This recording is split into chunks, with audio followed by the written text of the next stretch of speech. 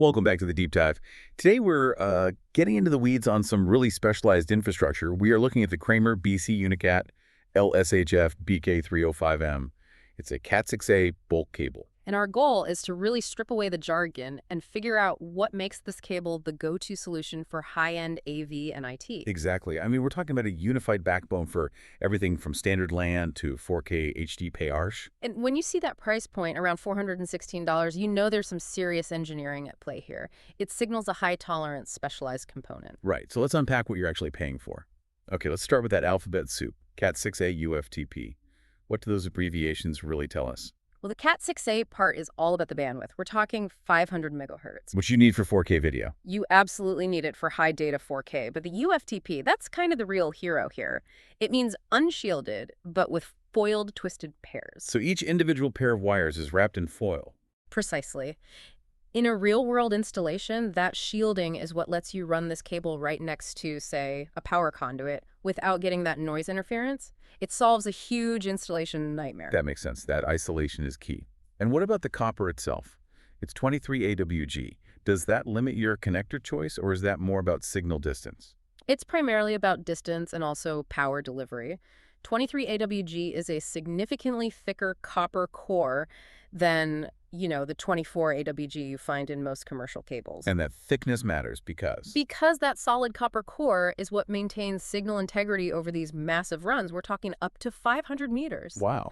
But yeah, because it's thicker, you absolutely need a specific connector for proper termination. In this case, it's the LAN-CON RJ45-3. Okay, so to keep a signal that's stable over that kind of distance, timing has to be impeccable. What electrical specs ensure the video signal doesn't just fall apart? You'd look at two key metrics. First, the low delay skew. It's under 45 nanoseconds. And what does that do practically? It ensures all the color and sync signals arrive at the exact same time. If the skew were high, you'd start to see subtle color shifts or misalignments in the video. Like when the red channel is slightly off from the blue. Exactly that. The second spec is the propagation velocity, or NVP. It's 76%. Which is just how fast the signal travels down the wire. Right, relative to the speed of light. And 76% is a very high number, meaning there's extremely low internal signal delay across that entire run. So we have speed and precision timing.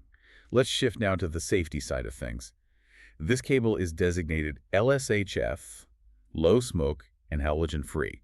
Why is that the defining sort of non-negotiable characteristic for commercial installation? Because it relates directly to life safety in high-density environments. If this cable were to catch fire inside a plenum or a wall, the LSHF jacket is designed to limit the release of that thick, sight-obscuring smoke. And the toxic gases. And the corrosive toxic halogen gases, absolutely. It's compliant with standards like IEC 60754 and 61034 for that very reason. Which is where that fire classification comes from, the DCASE2 D1A1 rating.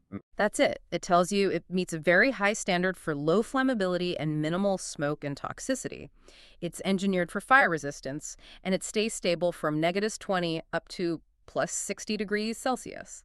So if we pull all this together, what does it all mean? This isn't just a fast cable. Not at all. It's specialized 4K AV performance married to just incredibly rigorous infrastructure standards. And it's also TAA compliant, which I noticed. Right, which makes it acceptable for U.S. government and federal projects. It's another stamp of quality. So let's leave our listeners with a final thought on all this. Okay, so think about this. This cable has to handle high pulling tension up to 100 newtons, and it has these very strict bending radii you have to follow during installation. It's definitely not just plug and play. Far from it. So the question for you to mull over is this. What does that complexity imply about the true cost of building a professional, future-proof AV system? It's not just the financial outlay, it's the infrastructural demand, the need for precision and specialized labor to handle a component like this correctly.